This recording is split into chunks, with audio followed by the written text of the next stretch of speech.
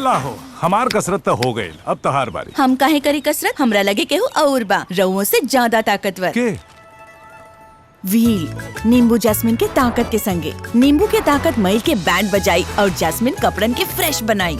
माने हम नींबू और हम जैस्मिन। और ऑर्डर्स, लेट नाइट होगी।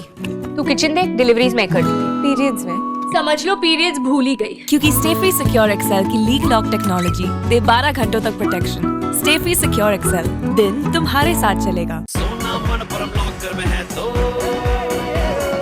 कहीं किधर भी स्मार्ट बने, कहीं अपना गोल्ड मनपुरम लॉकर में रखो। सब लोग ऐसा स्मार्ट बनो। प्रीति कहाँ है तू?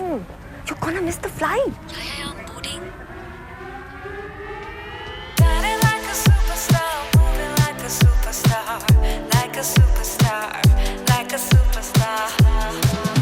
हेलो प्रीति, आज तो क्यारा लग रही है। कहाँ से लिया? Obviously from Myntra. Crochet tops, wide leg trousers, vacation quads. Get first access to the latest trends from the new spring collection. Only on Myntra.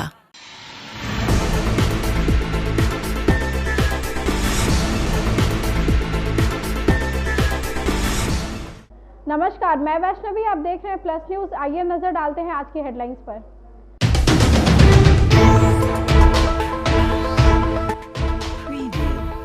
Bihar के मंत्रिमंडल में 21 नए मंत्रियों को शामिल किया गया।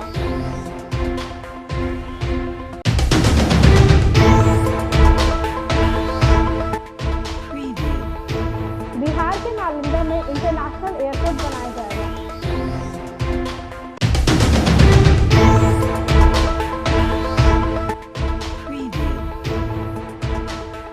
निर्वाचन आयोग ने लोकसभा चुनाव की तिथियों का ऐलान किया।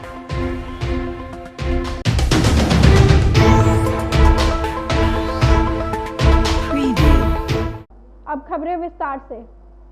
बिहार के मुख्यमंत्री नीतीश कुमार ने मंत्रिमंडल का विस्तार करते हुए 21 नए मंत्रियों को शामिल किया है।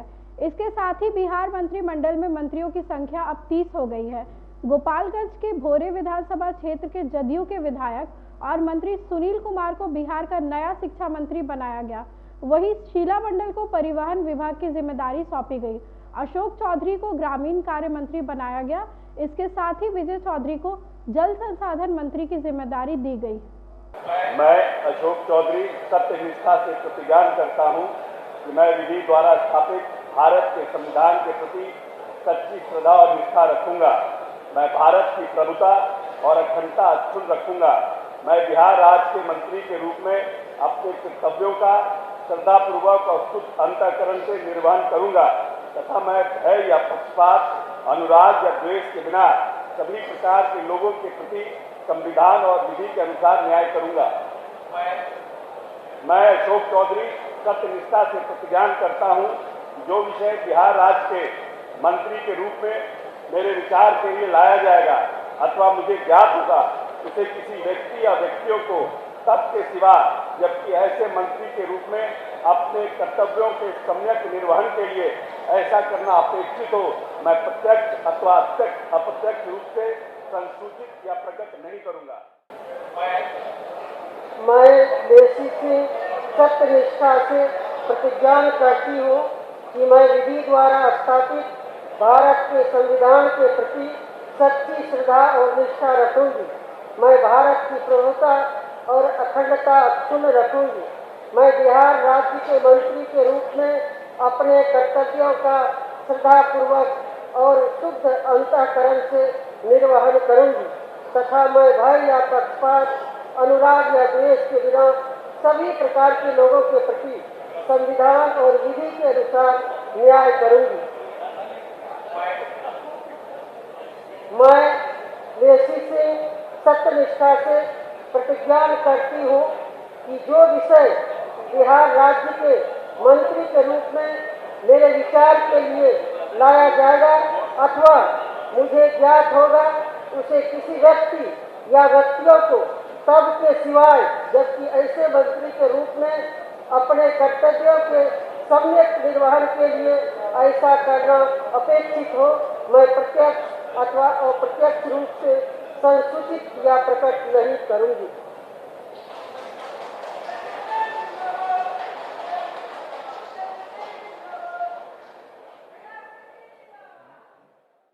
बिहार की नीतीश सरकार ने कैबिनेट की बैठक में बड़ा फैसला लिया। इस बैठक में सरकारी कर्मचारियों की महंगाई भत्ते में बढ़ोतरी सहित 108 प्रस्तावों को मंजूरी दी गई। बैठक में फैसला लिया गया कि नालंदा में इंटरनेशनल एयरपोर्ट बनाया जाएगा। इसके साथ ही राजगीर में एयरपोर्ट बनाए जाने पर मुहर लगी और भागलपुर एयरपोर्ट का जीर्णोद्धार होगा। बता दें कि प्रदेश में अभी कुल 15 एयरपोर्ट है, हालांकि इसमें केवल 3 एयरपोर्ट ही चालू है। इसके अतिरिक्त जो महत्वपूर्ण पॉलिसी निर्णय है, राज्य सरकार ने 2 नए एयरपोर्ट निर्माण का निर्णय लिया है। एक भागलपुर एयरपोर्ट का निर्माण करने का निर्णय लिया, नया एयरपोर्ट, और दूसरा राजगीर में एक नया एयरपोर्ट। तो ये 6000 फीट का रनवे होगा। वर्तमान में भागलपुर सिटी में रनवे जो है शहर के बीचों बीच आ गया है और इस कारण से कोई कमर्शियल विमान जो है अब संचालित नहीं होते हैं। तो इस संबंध में राज्य सरकार ने एक नया एयरपोर्ट भागलपुर में निर्माण का निर्णय लिया है।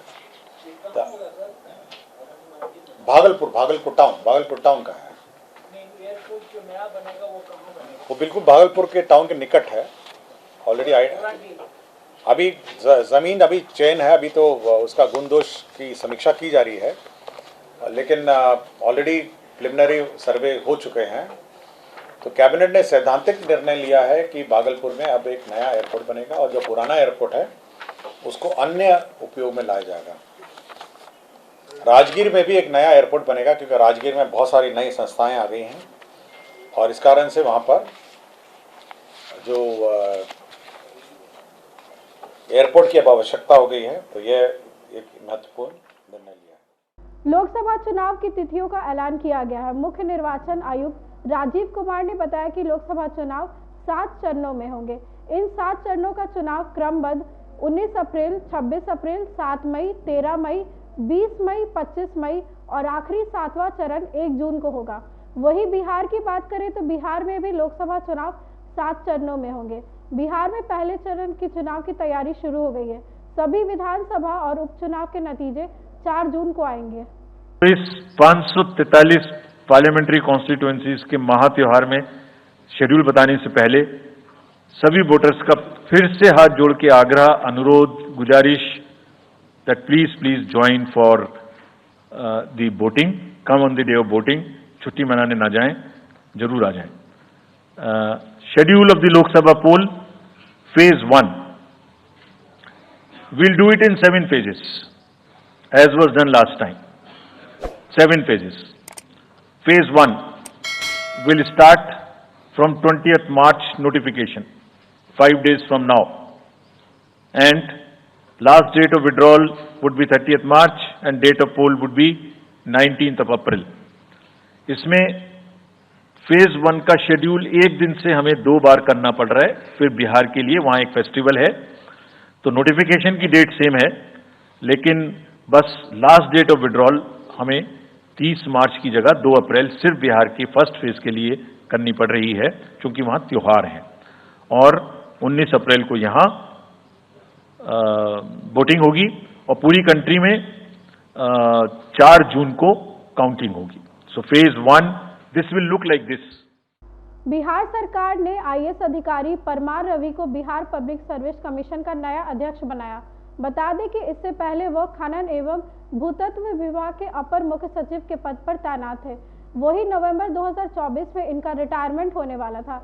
आईएएस अधिकारी परमार रवि अगले 6 साल या फिर 62 वर्ष की आयु तक अध्यक्ष बने रहेंगे। पटना पहुंचे कांग्रेस नेता कन्हैया कुमार ने केंद्र सरकार पर जोरदार हमला बोला। कन्हैया कुमार ने कहा कि देश में केंद्र सरकार ने खुली लूट मचा रखी है। दरअसल इलेक्टोरल बॉन्ड में सबसे ज्यादा चंदा बीजेपी को मिला। बीजेपी को कुल 60 अरब रुपए चंदे दिए गए, जिसको लेकर कन्हैया कुमार ने कहा कि हम लोग पहले से ही बीजेपी के इसी मॉडल का विरोध करते आ रहे हैं। यही बात कह रहे हैं कि पहले ईडी सीबीआई की रेड होती है, उसके बाद वह कंपनी भाजपा को चंदा दे देती है, फिर उसके बाद केस बंद हो जाता है। ये कहा है कि विपक्ष की सारी पार्टियां गई थी इलेक्शन कमीशन से मिलने के लिए।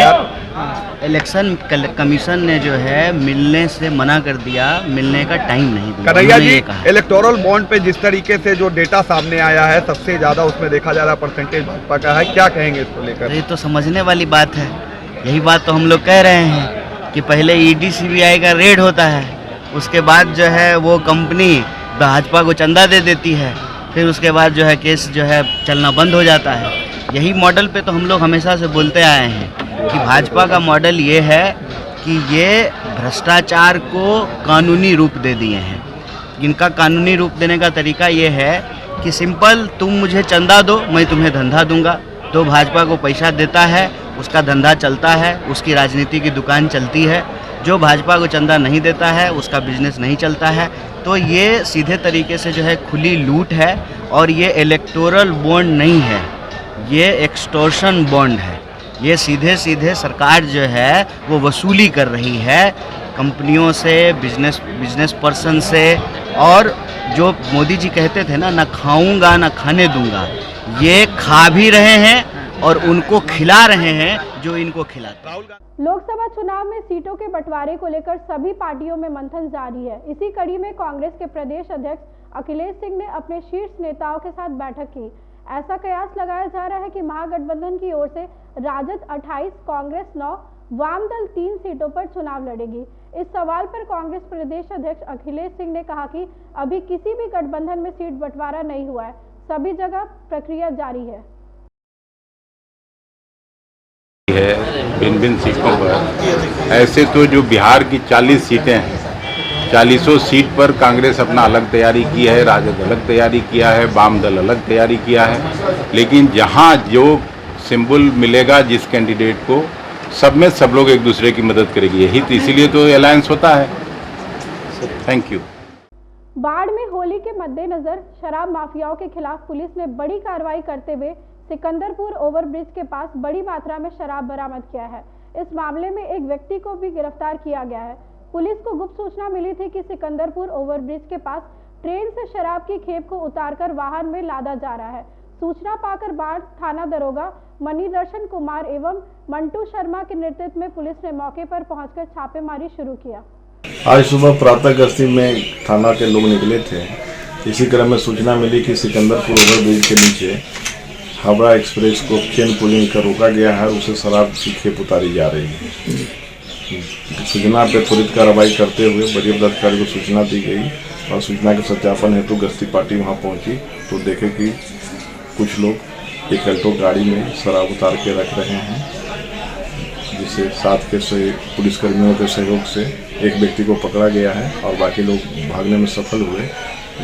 जब अल्टो कार से भारी मात्रा में शराब की बरामदगी हुई है, इसमें करीब 280 लीटर विदेशी शराब की बरामदगी की पुष्टि है। गिरफ्तार व्यक्ति जो अभियुक्त है वो कहाँ, किस गांव का है, कहाँ का रहने? वो खुसरूपुर के रहने वाले हैं। नाम क्या होगा उसका? उसका नाम रंजीत कुमार है।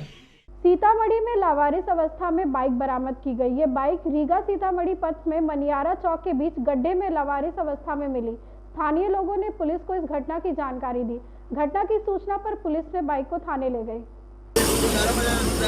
रात में वो आदमी लोग खा या मोटरसाइकिल में पड़ल रहे नाइट के रात, समझला? तो हम सब देखलिए तो हम सब न रोकली। रात को बोली रात का समय है, साला कोई चीज की बात होता साला हम ही सब फंस जाएंगे। मधुबनी जिले के अरेर थाना पुलिस ने गुप्त सूचना के आधार पर भारी मात्रा में अर्धनिर्मित देशी शराब बनाए जाने के उपकरण एवं शराब भट्टी को नष्ट किया। इस बारे में थाना अध्यक्ष नेहा निधि ने बताया कि प्राप्त सूचना के सत्यापन को लेकर पहुंची पुलिस वाहन को देखकर शराब कारोबारी पति पत्नी भाग निकले। चिन्हित जगह पर पहुंचकर पुलिस बलों के सहयोग से तलाशी लेने पर भारी मात्रा में अवैध रूप से शराब बनाए जाने की पुष्टि हुई। 325 लीटर अर्धनिर्मित शराब बनाए जाने के उपकरण और भट्टी को पुलिस द्वारा नष्ट किया गया।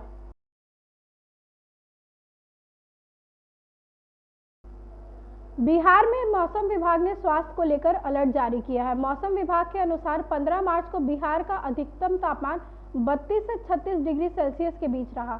मौसम विभाग के अनुसार आने वाले 72 घंटों में मौसम का रूप बदल जाएगा। 16 से 17 मार्च के बीच सूबे में बारिश हो सकती है।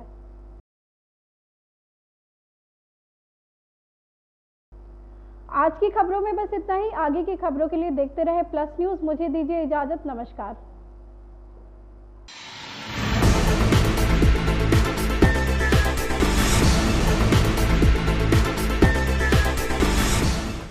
मेरे दादाजी के हाथ का दाल तड़का खाओ, प्यार हो जाएगा।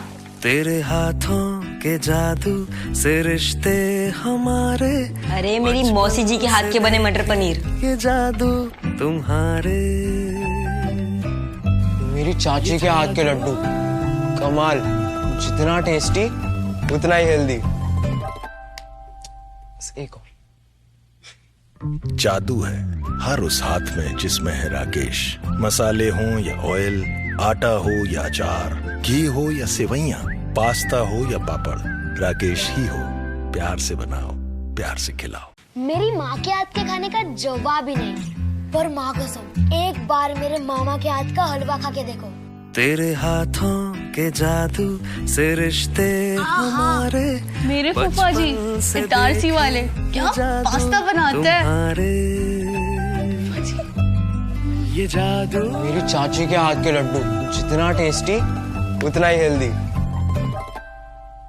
जादू है हर उस हाथ में जिसमें है राकेश। मसाले हों या ऑयल, आटा हो या अचार, घी हो या सेवइयां, पास्ता हो या पापड़, राकेश ही हो। प्यार से बनाओ, प्यार से खिलाओ। मुस्कुराने में कितना टाइम लगता है? कभी एक छोटे से जोक पे मुस्कान आ जाती है, तो कभी 4 घंटे बाद जब टीम मैच जीत जाती है। पर क्या आपको पता है हर साल इंडिया में कई बच्चे पैदा होते हैं जो खुल के मुस्कुरा भी नहीं पाते बिकॉज ऑफ क्लेफ्ट। ये एक कॉमन बर्थ कंडीशन है, पर इसकी वजह से अक्सर बोलने में, खाने पीने में और सांस लेने में दिक्कत होती है। 45 मिनट, सिर्फ 45 मिनट की एक सर्जरी से क्लेफ्ट ट्रीट किया जा सकता है। मैं जुड़ा हूँ हिमालय और स्माइल ट्रेन के इनिशिएटिव मुस्कान के साथ, जो क्लेफ्ट का ट्रीटमेंट करते हैं। तो याद रखिए, मुस्कान आने में कभी लगते हैं 4 सेकंड और क्लेफ्ट ट्रीटमेंट के बाद 45 मिनट।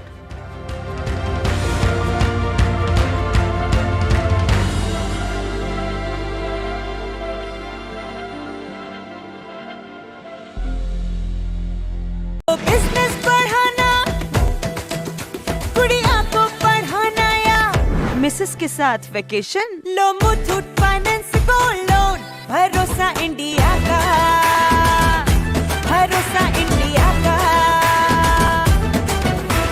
मुथूट फाइनेंस, भारत का नंबर 1 सबसे भरोसेमंद financial services brand. Gold loan के लिए अभी कॉल करें 1-800-313-1212।